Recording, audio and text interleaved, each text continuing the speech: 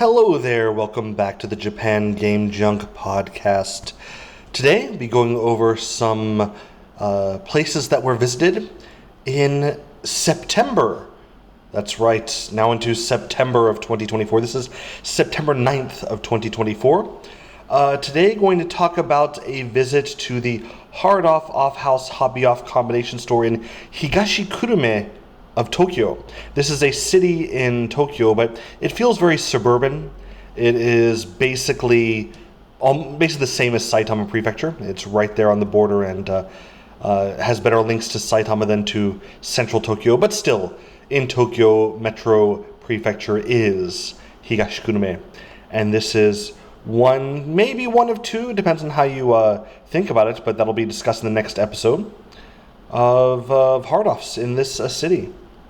So first, to go through what was here, first of all, what was noticed was Clannad, a dating sim, disc only for PlayStation 2.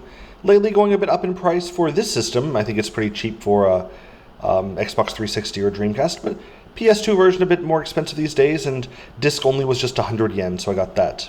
Then was something that was the same price as it was new, but a big memory. So, I first lived in Japan, not visited, but lived in Japan as a student for a year in Kyoto back in 2002-2003. And at the time, one of the most popular 100 yen stores, Daiso, were selling software, 100 yen computer games. Very, very weak software, designed for Windows 95, 98, ME or XP.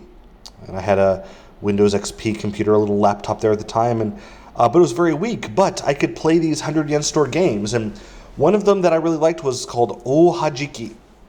And over the years, it's been lost for a long time, but it was found again in this store by myself, and so I picked it up. It's a little game where you control, like with your mouse, a marble, and you have to bump other marbles off the table. It's anyway, it's just a fun game.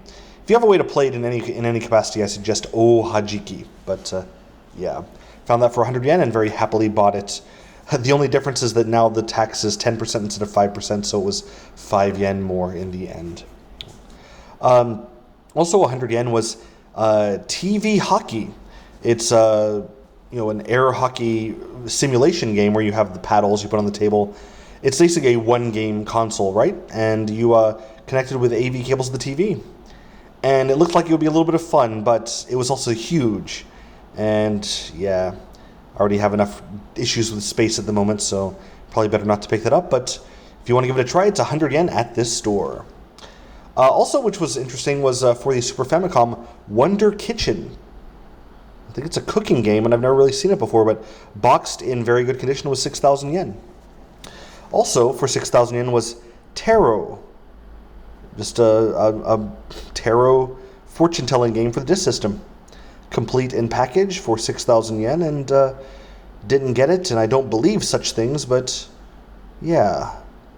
Just below that for the Game Boy Advance was Jurassic Park Institute Tour, kind of like, not really an action-based game, but a simulation game in the Jurassic Park universe for Game Boy Advance.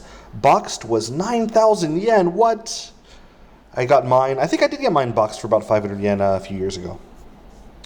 Kind of cheaper was, for 1,000 yen, Sonic the Hedgehog for Mega Drive, just the cartridge. And even though it's usually not the most expensive game, typically the only games that are 1,000 yen or less for the Mega Drive are sports games or racing games and such. So it was nice to see Sonic there. Final Fantasy VI disc only for the PlayStation was 1,500 yen, and typically I wouldn't bring it up because that's not a great price, but this time I noticed it has great art on the disc. It's beautiful. So yeah, if I think I actually have the collection, still haven't played it because I don't like RPGs, but I never looked at the discs, and yeah, it was very beautiful. It stuck out to me. So yeah, Final Fantasy VI Remake on the PlayStation. One Piece Odyssey, the complete huge collector's box of the One Piece game for the PS5 was 10,000 yen. Just noticed that, nothing special. Kunio-kun, Subesharu, Special, I'm sorry. The collection of Kunio games, the River City Ransom games for 3DS. 1,800 yen, the game only, but I think that's a bit cheap, so might be worth getting. DuckTales 2 for the original Game Boy. This was, in fact, very cheap, I think, 2,400 yen, much cheaper than usual. I've usually seen it go for much more. Then for only 300 yen, I didn't get it because I have no use for it, is a weird wrist strap. It looks like it's even embroidered or braided or something.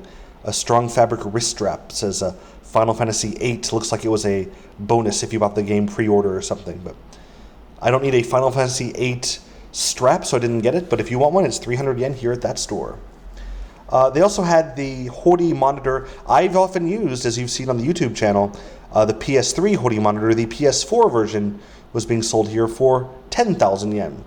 I bought mine for PS3 1,000, and I believe they have the same quality. Full high definition 60 hertz screen for both. So just the shape is different, but yeah, very different in price. But that was an interesting thing to see, and that was a little talk about a visit there I had to that store. So hope you have enjoyment in your games, and hope that when you go buying in games that you have a lot in store yourself of good values and fun.